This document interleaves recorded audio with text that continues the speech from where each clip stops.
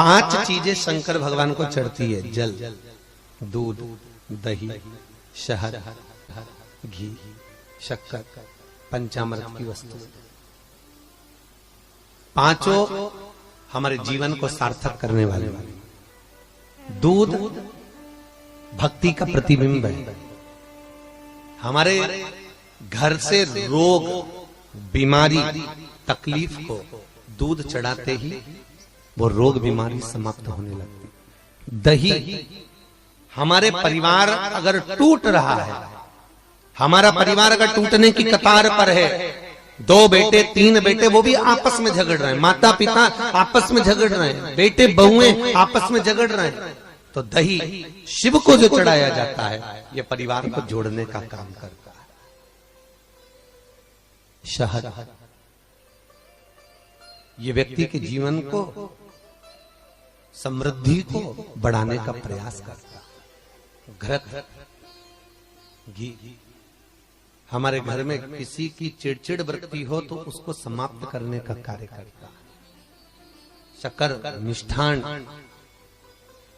ये हमारे शंकर को इसलिए चढ़ाया जाता है कि हे भोलेनाथ, हमारी जिंदगी में ना जाने कितनी रुकावटें आई, पर मिष्ठान की तरह वो जीवन हमारा सार्थक होता चले जाए। 5 चीजें शिव को समर्पित होती। पंचामृत और चरणामृत दोनों को लेने का तरीका भी अलग अलग है। आप लोग लेते हैं, कभी मंदिर जाते हैं, पंचामृत चरणामृत, सत्यनारायण की कथा करवाओ, देवी जी के मंदिर में चौकी करवाओ, कुछ भी पूजन पाठ होती है तो चरणामृत और पंचामृत दोनों मिलता है। आप लोग लेते होंगे। जब पंचामृत दिया जाता है तो लेने वाले को भी सोचना चाहिए कि किस तरह से लेना है। जब पंचामृत दूध, दही, शहद, घी, शक्कर जो मिला हुआ रहता है, उसको जब हम लेते हैं तो उसको लेने के बाद में अपने हाथ को हम हृदय से लगाते हैं। किस चीज को लेने के बाद? जम के बोलो। पंचामृत, चरणामृत नहीं। पंचामृत लेने के बाद हाथ को हम हृदय से लगाते हैं। और चरणामृत अर्थात किसी मंदिर में गए, तुलसी जी पड़ी हुई है जल के अंदर और वो पंचपात्र में जल जो रखा हुआ है वो चरणामृत है। उस चरणामृत को जब हम लेते हैं तो उस जल को लेने के बाद में हम अपने हाथ को हृदय से नहीं लगाकर अपने मस्तक से लगाते हैं। उसका कारण क्या है? उसका केवल एक कारण है कि पंचामृत लेने के बाद हमने जो हाथ को हृदय से लगाया, उसका कारण केवल इतना सा है कि भगवान के स्नान की झांकी का दर्शन हमारे हृदय में बैठ जाए। और चरणामृत लेने के बाद जो हमने हाथ को सिर पर लगाया, उसका कारण केवल इतना सा है कि भगवान के चरणारविंद का जल जब हमारे मस्तक पर चढ़ेगा तो हम जैसे पापियों का भी उद्धार अपने आप हो जाए। दोनों को लेने का तरीका। और प्रसाद, कई लोग क्या करते हैं, प्रसाद लेने के बाद हाथ सिर पे रखते हैं। नहीं नहीं नहीं, गलत। बहुत ध्यान देना साहब। बहुत सी चीजें हम अपनी जिंदगी में बहुत गलत करते हैं और फिर भगवान से ये विचार करते हैं कि भगवान हमारा कल्याण क्यों नहीं कर रहा, क्योंकि हम गलत कर रहे हैं, हम गलत धारण कर रहे हैं। वो एक व्रत होता है ना, माताएं करती है संतोषी माता का, उसमें क्या नहीं खाते हैं? जम के बोलो, खटाई नहीं खाते। अच्छा ईमानदारी से बोलो, तुम 16 सोमवार शुक्रवार करे तुमने संतोषी माता के, तुमने 10 शुक्रवार करे संतोषी माता के, और संतोषी माता ने तुम्हारी नहीं सुनी तो तुम जगत में क्या होगी? बताओ, माता जी के हमने तो व्रत करे और माता जी ने हमारी नहीं सुनी। पर तुमने व्रत करे तो करे कैसे? तुमने धारण तो करा कि शुक्रवार को खट्टा नहीं खाना है, पर संतोषी माता के व्रतों को तुमने अच्छे से धारण नहीं करा। तुमने उसमें पढ़ा कि खट्टा मत खाओ, पर संतोषी माता के व्रत को अगर अच्छे से धारण करोगी, गणेश जी की बेटी है संतोषी, और संतोषी के व्रत को अगर तुम अच्छे से धारण करोगी तो सबसे पहला प्रसंग आता है कि खट्टा मत खाओ, और साथ में यह भी याद रखो कि खट्टा मत बोलो। अब मालूम पड़े शुक्रवार का व्रत रख लिया, खट्टा नहीं खाऊंगी, खट्टा नहीं खाऊंगी, और सबसे झगड़ा करती फिर रही, जरा जरा सी बात में लड़ रही, जरा जरा सी बात में खट्टा बोल रही, तो व्रत लगेगा? अरे बोलो तो जी जियो, अरे बोलो अच्छे से, लगेगा? व्रत का फल मिलेगा? नहीं। और जगत में कह रही मैंने तो व्रत भी करे पर फायदा नहीं हो रहा, मैंने तो व्रत भी करे कोई लाभ नहीं हो रहा, तो भगवान भी बोले लाभ कहां से होगा? खट्टा खाया नहीं पर खट्टा बोला तो और खट्टा अगर बोल दिया तो लाभ का होगा, उसका पाप भाव कहां है? अब शंकर जी की बात लेके, शंकर जी के मंदिर में गई, वहीं का लोटा, वहीं का पानी, वहीं का महादेव उठा उठा के चढ़ा रही है, तो तेरे को कोई फायदा होता है? अरे बोलो तो जरा जम के। लोटा बेचारा, वो कलश किसी दूसरे का, पानी किसी दूसरे ने भर के रखा बाल्टी में, तो कहोगे महाराज जी वो चढ़ाने के लिए तो रखा था, तो था तो दूसरे का, मेहनत किसी दूसरे ने करी, बिजली चालू करके लाइट वाले के बिल बनाकर उसने पानी भरा, दूसरे का पानी, दूसरे का कलश, और तुम बड़े प्रेम से उठा के चढ़ा दोगी तो तुम्हें कोई फायदा मिलेगा? कई कई माता बड़ी चतुर होती है, कोई पीपल का पेड़ का पूजन हो, कोई आंवले का पूजन हो, कोई बड़गद का पूजन हो, किसी भी देवी देवता का पूजन करने, थाली लगी लगाई मिल जाए, किसी की लगी लगाई थाली मिल गई, रोली कोकू हल्दी मोहंदी सब रखा, सब और सब उठा उठा के सब चढ़ाया, और बेचारी जिसकी थाली थी थोड़ी देर बाद वो आई तो आके देखा तो सब गायब हो गया, सब गायब। और पूज भी रही थी, यहाँ सामान रखा था बतांग गया तो कि वो इकाई थी लीला भाई, सब चढ़ा के चली, सब चढ़ा। लाभ किसको हुआ? बोलो जम के, जिसने चढ़ाया उसको कि जिसकी थी उसको? अच्छा जम के बोलो जरा, यहां तक आवाज आना चाहिए। जिसकी थी उसको लाभ। शमी की जो पत्ती होती है,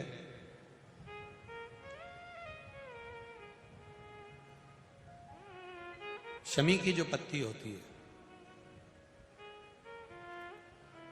एक पत्ती में जितनी पत्तियां लगी होती हैं और एक पत्ती के अंदर, जरा ध्यान देंगे, जैसे इस पत्ती में ढेर सारी पत्तियां लगी हुई है, उस पत्ती में से भी एक पत्ती तोड़ोगे और एक पत्ती तोड़ने पर उस पत्ती को भी अगर गिनोगे तो उसमें बहुत सारी पत्तियां होती हैं।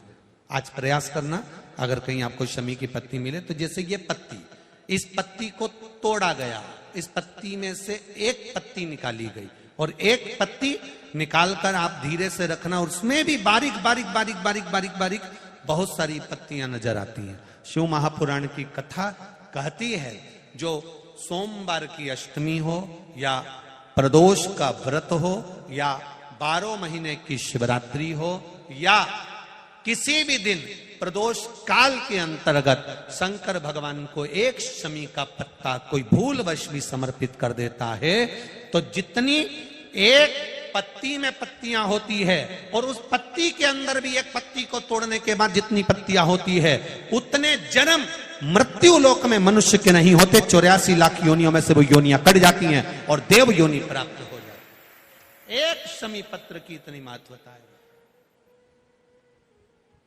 एक शमी पत्र। कितना सुंदर कहा है। जब जिंदगी बहुत संघर्ष में चल रही हो, बहुत दुख का जीवन चल रहा हो, बहुत कष्ट का जीवन चल रहा हो, बहुत कष्टमय जीवन चल रहा हो, तब शमी के 5 पत्ते, शमी के 5 पत्ते एक दुर्वा के साथ, एक अक्षत चावल का एक दाना, वो भी हल्दी में भिंगोया हुआ हो या केसर में भिंगोया हुआ हो।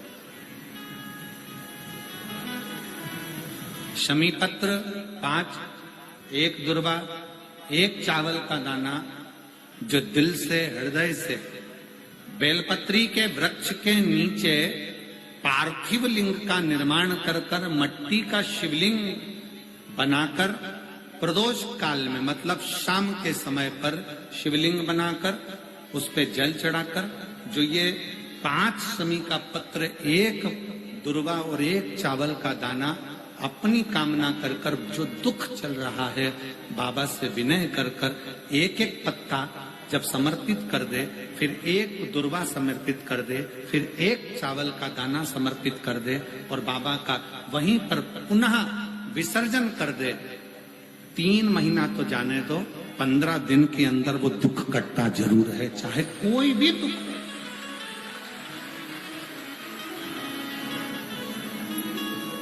कोई भी दुख क्यों, किसी भी तरह का दुख क्यों, और ये शंकर की आराधना, शंकर की पूजन। एक बहन बैठी है यहाँ, कई लोग कहते हैं अगर हमारे घर में शिवलिंग नहीं है, शंकर का अगर शिवलिंग नहीं है, तो फिर हम शंकर की आराधना कैसे करें। हम आपसे एक बात कहना चाहेंगे, अपने घर में एक छोटा शिवलिंग होना चाहिए, होना चाहिए।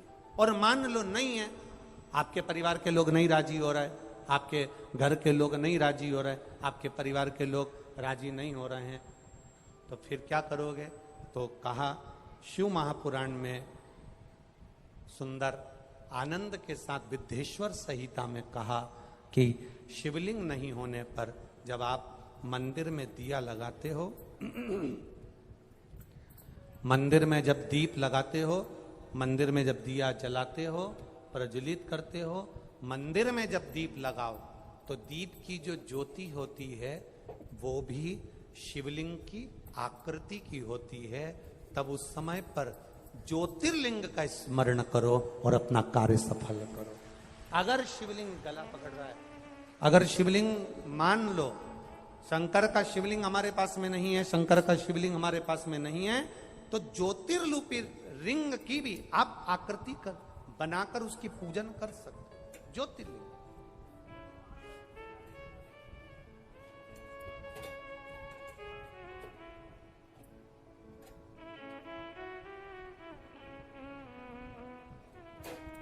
वो क्या बोलते आप लोग, मन मेरा मंदिर आंखें दिया बाती, होठों की है तालियां रोम फूल बाती, रोम रोम जीभा तेरा नाम पुकारती है माँ तेरी आरती।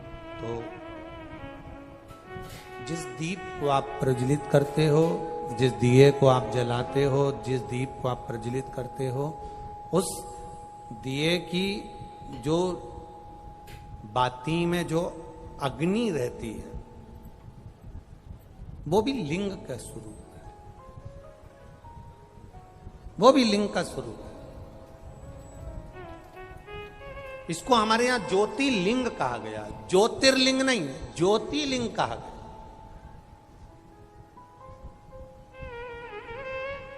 कि एक ज्योति में भगवान शंकर की आराधना करना, भगवान शिव की स्तुति करना, भगवान शंकर की आराधना में डूबना, एक ज्योति के प्रतिबिंब में, एक ज्योति के स्वरूप में।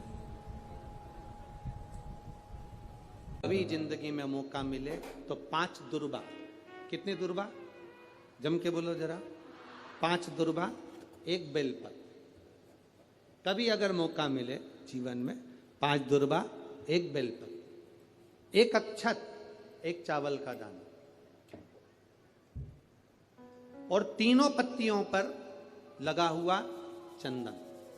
बेलपत्र की जो 3 पत्ती होती है, इन तीनों पर लगा हुआ चंदन, दुर्बा, बेलपत्र, चावल का 1 दाना मध्य पत्ती पर रखकर जब भी आप अपने हृदय से कोई सरकारी गतिविधियों में कहीं फंस गए हो, सरकारी कोई केस चल रहा है, कोई सरकारी चीजों में अगर तकलीफें आ रही है, तो शिव का नाम लेकर आप अपना कर्म जरूर करना, मेहनत जरूर करना। कर्म के साथ में शंकर पर विश्वास रखकर 1 अक्षत का दाना, 1 बेलपत्र, 5 दुर्बा हाथ में लेकर शिव का स्मरण कर कर श्री शिवाय नमस्तुभ्यम कहकर, अगर श्री शिवाय नमस्तुभ्यम भी नहीं कह सकते, पंचाक्षर मंत्र नमः शिवाय, षडाक्षर मंत्र ओम नमः शिवाय, या फिर श्री शिवाय नमस्तुभ्यम बोलकर शिव को जो स्थान आपको बताया है, स्थान देखा है, फिर ध्यान देंगे। अशोक सुंदरी से शिवलिंग के बीच की जो खाली जगह देख रहे हो आप लोग, एलईडीओं पर ध्यान देना। एलईडी और अपने अपने मोबाइल पर अगर आप कथा सुन रहे हो, या यहाँ पंडाल में कथा सुन रहे हो, या आस्था चैनल पर सुन रहे हो, तो वहां शिवलिंग, अशोक सुंदरी का स्थान, बीच में जो खाली जगह है, इस खाली जगह पर बेलपत्री और दुर्वा का जो पीछे का भाग है, वो पीछे का भाग अशोक सुंदर की ओर होना चाहिए।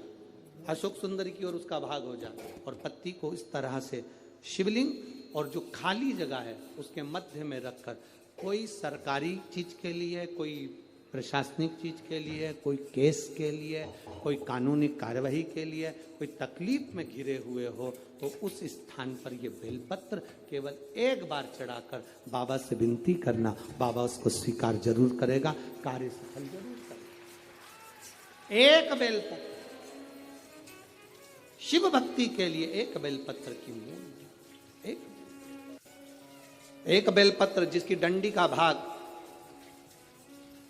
जल जहां से बहकर बाहर निकल रहा है, अशोक सुंदरी का स्थान देखा है ना सब लोगों ने, बस उसी स्थान पर पहली बेलपत्र।